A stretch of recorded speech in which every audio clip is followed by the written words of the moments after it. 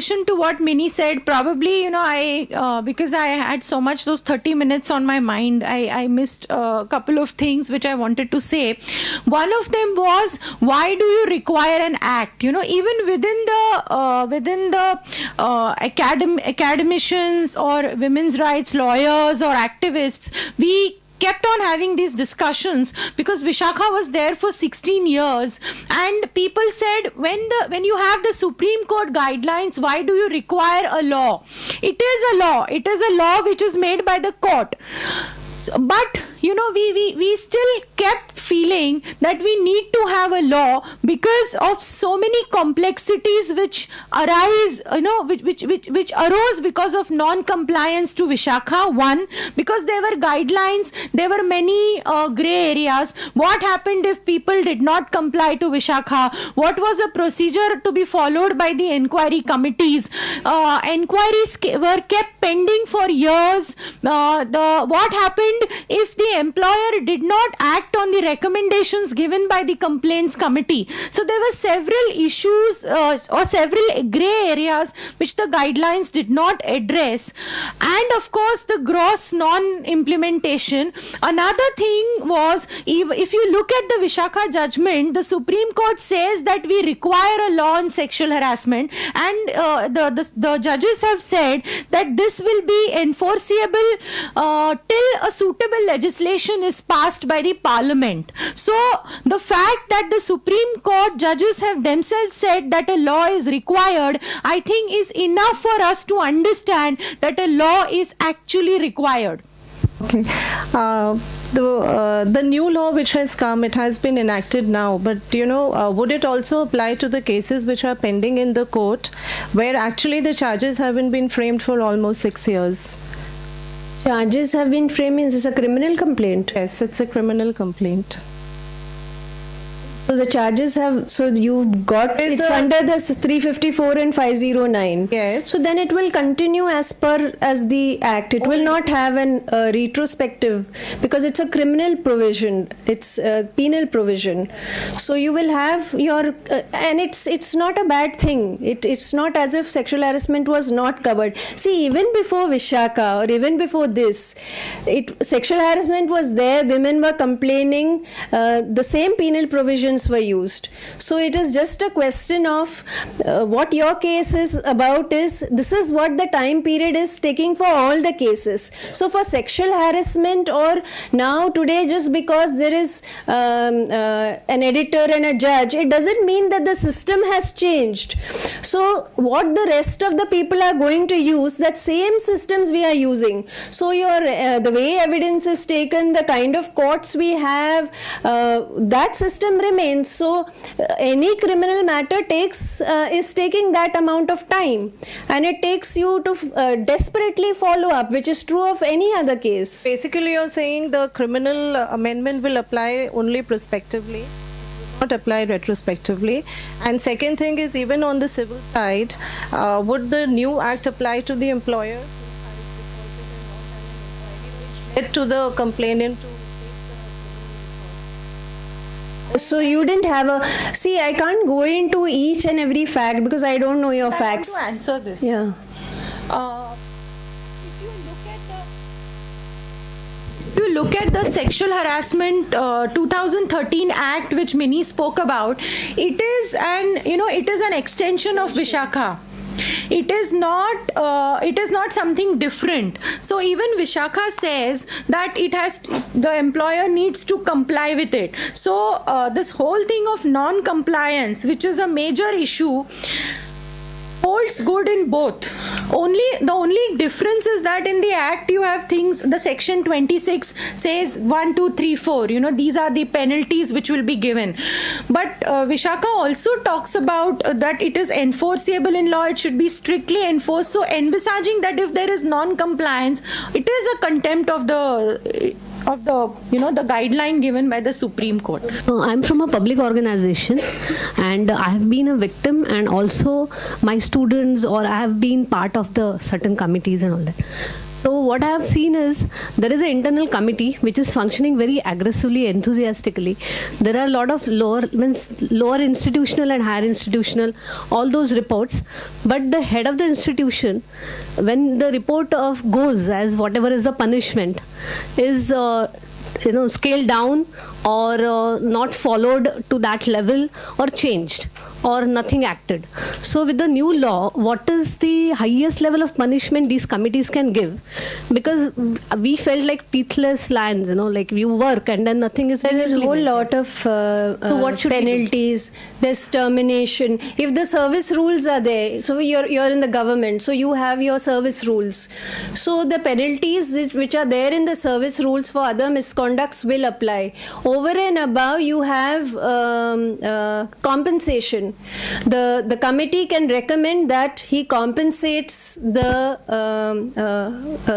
aggrieved woman for, and there is a criteria given in section 15, all the mental trauma, the career loss, whatever she has gone through, and that gets deducted from the respondent. All committees, 1 minute, whether even if they were normal domestic inquiries, they are all recommendations. You are not forcibly telling you cannot, that is as per the domestic inquiry, the rules which are followed. So you are only inquiring and you come to a finding. And the difference is that here the committee will give the finding to the both the people. There is, after giving the finding, also there is a hearing, and the committee is supposed to report to the employer and the district officer. So what they have done is they have added teeth, because there is so much of reporting which is happening. So there has to be some action which has come out of it, and the action taken, and there are penalties if you have not acted under this act. Also, if you see the interim recommendations, the employer is supposed to get back to the committee as far as the interim recommendations are concerned, and tell the committee what they have done about the interim recommendations, how they have implemented them, or if they were not, probably that is what is assumed, that if they were not able to implement them, because say if the committee says transfer the woman, and if for some reasons it is not possible, the employer needs to get back to the committee to say why they could not transfer, or if they transferred, where, what they have done. Secondly, as far as the final recommendations is concerned, within 60 days, the employer needs to initiate the action on the basis of the report, the final recommendations.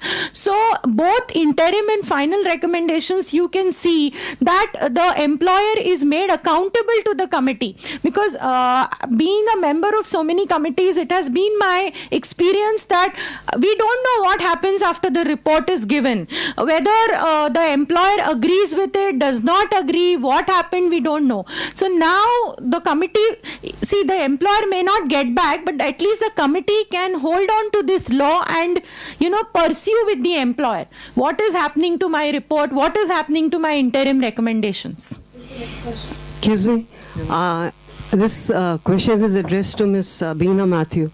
Ma'am, I would just like to understand your observation. You say that there is a provision for conciliation.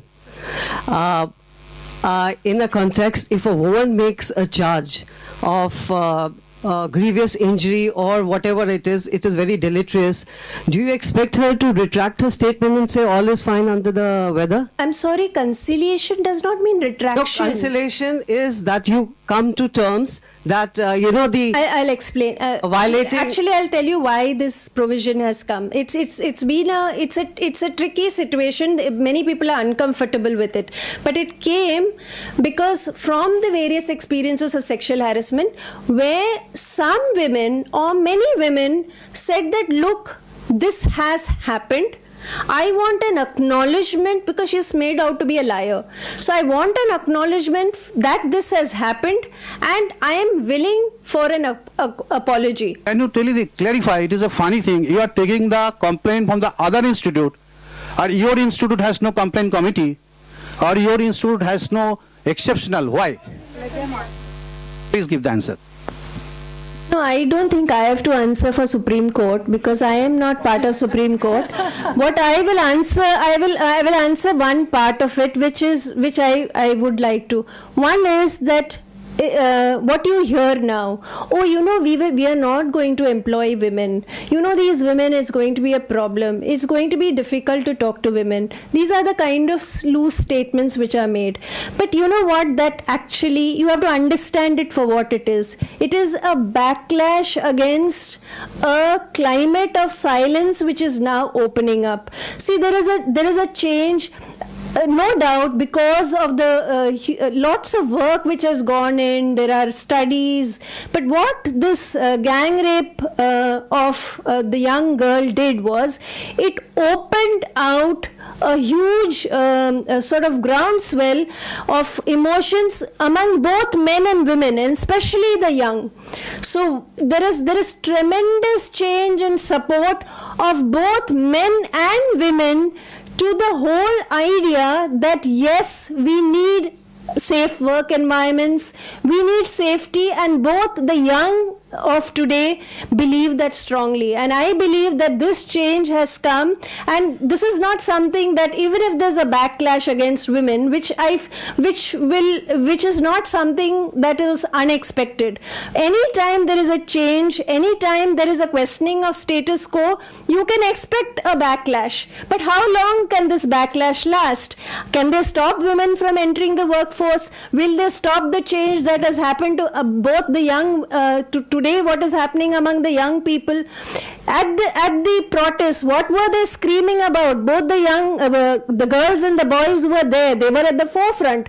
They were talking about Bake Off Azadi. They were not talking about irresponsible freedom. They are very well aware that they were challenging status quo. They were saying, allow us to live with dignity and allow us freedom without fear.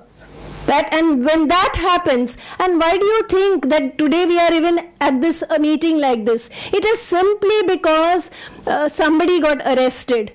And today, and who got arrested? All this while there were penal provisions. There were people getting arrested.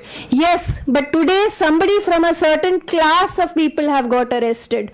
So when the gang rape happened, there was a profiling. Oh, who are these people? All these rapists are all these unemployed types. They come from here, they come from there, and they are all they're all going around raping, and they are these arbeit loose migrant types. This was the profiling which was done. So today we are even sitting there here because today people like us or somebody up above has come within this framework of the law. These laws, rape laws, were already there. They were widened. Now the baying of the blood, in fact the baying of blood was so bad that people were insisting on castration. Now today it was okay to ask for castration when you are talking about an XYZ arbeit character who you have profiled as a offender. You were even asking for juveniles to be hanged. It was shocking, not knowing that the same law applies all across the country. So then suddenly when Tehelka happened, oh my God, so if we do XYZ, if we use other body parts, yes, you will get arrested. That is the law. And today we are here, sitting here. Vishaka was 16 years old. Nobody bothered to implement it. Sexual harassment at the workplace. Oh, you know, you women are talking. You all will now stop bantering among women. It will be misused. Nobody took it seriously. Why is it being taken seriously today? Because there is an amendment and which has come together with the new provisions of law, which lays onus on the employer to correct the situation, or there are consequences. So something needs to give. Something was bound to happen. While the law is good, without doubt, there are always some grey zones. Have we taken proper care of that grey zone? Because if that is not so, the results may be disastrous. For instance, the clause of physical contact and advances is so vague. In fact, that is the first stage of lovemaking. No, it's not. Now will they be? That's why the first time when I spoke about it. And the number two, if these exaggerations become, do you think what Farooq Abdullah said might become true, that the employment of the ladies might come down. I'm not worried about what Farooq Abdullah said, because that is backlash and we have to understand No, it. and I want to And also another thing, right from the beginning when I defined what is sexual harassment, I told you it's not about lovemaking. So don't confuse consensual sexual relations between women and men. Don't bring that into sexual harassment. Here I want to It is also... unwelcome sexual conduct, which is demeaning, which is humiliating, which is creating a humiliating work environment, which is a threat to safety. Excuse me? I just want to, respond to this particular question of physical contact and advances by citing one Supreme Court judgment. If you read the Apparel Export Promotion Council versus A.K. Chopra judgment, there the High Court said, it may not be directly connected, but just to clarify that point on physical contact and advances. The High Court said that because that man was not successful in touching her, it is not sexual harassment. And when the case went to the Supreme Court said that actual touch is not required. Even attempt or advances to touch. And the Supreme Court passed strictures on the High Court saying that how can you go into these narrow things, you have to look at the case in a broader perspective. So, this whole thing of physical contact and advances does make sense when you combine it with unwelcome, only when it is unwelcome. I would like to ask one question. There have been instances, I'm a lawyer by profession, now I'm an in-house lawyer, and I'm heading the legal department of one airline. So, out of experience, I'd like to pose two questions. A, there have been an instance in the past where a lady employee had complained to two of her seniors in the hierarchy. One was a man and one was a woman. There were two bosses. How do we handle in such a scenario, whether I should club that both the complaints against two individuals in one inquiry, or should I keep it separate? Depends on what the complaint is. It is again the same set of complaint, but it is jointly done. But is it sexual harassment? Yes, all the ingredients are covered. Together. Yeah, but this happened way back in 2001, much before all this law has come. So, in the present context, if something repeats like that, then how would you recommend, since you are a lawyer, how would you recommend the best way forward? I'm just trying to understand. So, there is the same person who is being harassed by two individuals, yes. And one man, one woman boss. There are two bosses. You would have to then organize this complaints committee and look into it, whether it is discrimination or sexual. Both because it is gender sensitive. Combined or separate? Combined. It can be if it is one person. Okay. Next question is, can I recommend affidavits for statement of facts in such proceedings if the lady is not prepared to give in writing, but she in absentia would like to give the said complaint in writing? See, this committee will take the complaint in writing. If the only time she is excused from not writing, if she cannot write or for some reason she is not able to put it into this, then the committee helps her to put it. But unless she is physically or mentally suffering from some disability, she will have to make her statements herself. But what you are asking me is whether she has to go through the entire process of humiliation. No, she is not supposed to go through humiliation. What you are supposed to follow is follow the principles of natural justice. For example, that if her complaint is there, then the respondent should get a chance to read what is in the complaint. The complaint can't be decided in his absence or behind his back. So all steps to give a fair hearing has to be done. For example, there are situations in which there were very young students, and exposing them would have been harsh. So their Supreme Court has held that in certain situations it may be not conducive for a face-to-face sort of confrontation. So you would have to judge as a committee that there are some things which are extremely humiliating or painful. In that case, certain committees, what they have done is, the questions that were posed were asked by the committee members. Look, these are our questions. Can you explain it? Because finally you have to understand the circumstances of what happened to give a proper finding.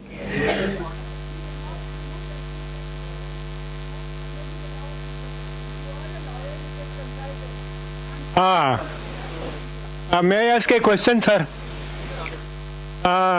This is very gender-specific question. 509.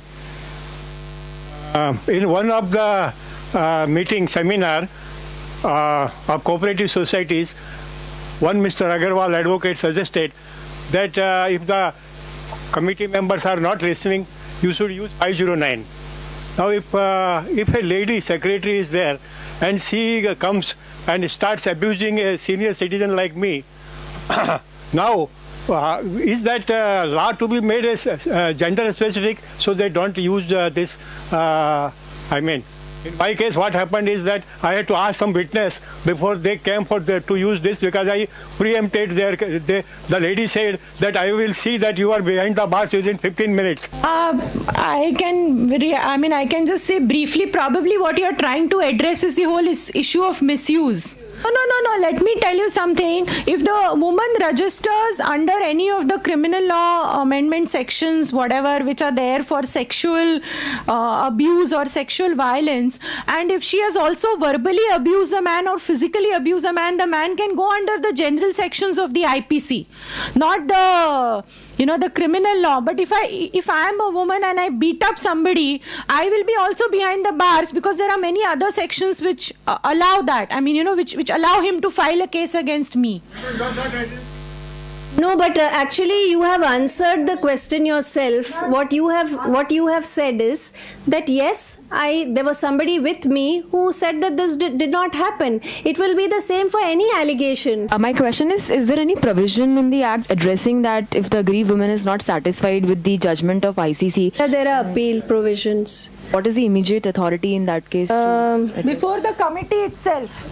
Before the committee. She is satisfied with the committee's both the complainant and the respondent will be given copy of the findings, and they can represent again before the ICC. And then if they are not satisfied, there is an appellate authority under the Industrial Standing Orders Act where she can approach. Also, there are for penalties, you will go to the Metropolitan Magistrate. So it's civil in nature. So it will depend upon the workplace that you are in. So basically today, most workplaces, wherever you will go to address your redressal, those forums will be made available in case of dissatisfaction or terminations or whatever are the fallouts of the complaint. Okay, who has the mic? Yeah, I have a question for Minnie. As in private corporate, if I'm getting a complaint in writing and the internal committee is taking a decision, what is the responsibility of the committee to inform any outside agency? Is it required? Yeah, now you will have to give a compliance report to there is a section 22 for which if you don't do, there are penalties, how many complaints you've done, how you have acted on the complaint, how you have done training programs for yourself. Because remember, you are not only doing redressal, the committee's main job actually is prevention. So all these fears are actually, something which is created. If you have a proper preventive mechanism in place, there is no question of these complaints. If right from the, suppose you're inducting somebody and you say that, look, if you do X, Y, Z, you will be in a soup. Nobody is going to do it. It's the whole work ethos. Nobody is that, they know what they are dealing with. So the committee actually has to do a whole lot of orientation first for themselves, how they are going to deal with it, how they are going to deal with the complaints. You have to first train yourself. How do I see? Okay. Suppose I'm going into the committee, and I'm a person who is not oriented, and I just feel that everybody tells lies. Then I'm going to think that everything that comes before me is a lie, including the respondent, including the complainant. So the basic, that is why you need training, and the Act provides that you have to conduct this. It's become mandatory. So in section 22, it is mentioned that where we are supposed to inform as a corporate. The local authority, that is specifically it is not mentioned, but whatever authority is designated under the Act and who will form the LCC, it will the district committees, all that has to be formed. Okay. So, as of now, it's not spelled out, right? Yeah, but it will be. You will have to. The the act you will have, if there, you will have to start functioning. See, all these provisions were there in Vishaka. Nobody, very few company paid attention. But now, if you don't do this, then XYZ penalties are there. Just a question here. Now, when there's proceedings before a committee, and obviously these proceedings are reported to the appropriate authorities, so they become public documents. Now, in such a case, they do not now, can the victim then also file criminal proceedings for the same charge? And in that case, any acknowledgement of the crime by the accused in a committee proceeding can be used against him in the criminal charge? If there's a case like voyeurism, which also a committee is authorized to look into, and even if there's a conciliation proceeding where he acknowledges guilt, so would there be a temptation for him not to acknowledge guilt there for the fear of the criminal charge? Possibility. So in your experience, has this happened? My experience is that women are generally not looking to go filing criminal proceedings. See, women are not seeking to make this about their whole life. What they want, I'm telling you, my experience is that they are not running to the police station. They don't want to do that. All they want is for this behavior to stop. So if at that point the behavior stops, usually things die down. But if it proceeds, then remember that nobody can stop you from using both the mechanisms. Today, I can go and use set the criminal system into motion. I can go to the internal committee. But what the Act says is that the employer, in the Vishaka judgment, the employer had an obligation to report this because it's an IPC offense. The Act says that yes, you should report if the woman so chooses, and they can also report on their own. Yeah. So it is left to the woman in really what is the resolution that she is seeking. But of course, if it is a rape charge, of course it will become a criminal offense.